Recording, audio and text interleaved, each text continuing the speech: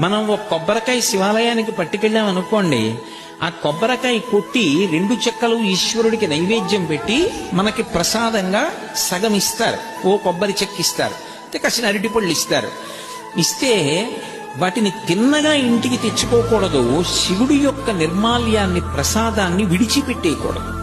చాలా మంది తెలిసి తెలియక ఒక మాట అంటుంటారు, శివాలయం నుంచి ప్రసాదం తెచ్చుకోకూడదు అంటుంటారు. బాగా వినండి, శివాలయం నుంచి ప్రసాదం పట్టికెళ్ళి తీరాలి ఇంటికి. దాన్ని గోడ మీద పెట్టేయడం, నంది దగ్గర పెట్టేయడం, అటువంటి పిచ్చి పనులు చేయకూడదు. ప్రసాద తిరస్కారము బహుదోషము, ప్రసాదాన్ని తిరస్కరించకూడదు. అందుకే అన్నవరం సత్యనారాయణ స్వామి కథలో ప్రసాదాన్ని తీసుకోకుండా ఆ పిల్ల భర్తని చూడ్డానికి వెడితే పడవ మునిగిపోతుంది.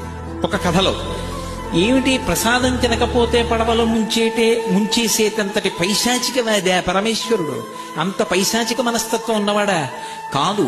ప్రసాదము అంటే అనుగ్రహము, ఈశ్వరానుగ్రహము ప్రసాదం రూపంలో లోపలికి వెళ్ళి అందులో 6వ వంతు మనస్సుగా మారి మనకున్నటువంటి సమస్యలకి కావలసినటువంటి పరిష్కారం అదే మనసులో బుద్ధి నిర్ణయించి ప్రచోదనం చేస్తుంది. ఆ ప్రసాదం లోపలికెడితే సమస్యకి పరిష్కారం లోపల పుడుతుంది. అలా ఆ ప్రసాదము ఈశ్వరానుగ్రహము కనుక ఎవరు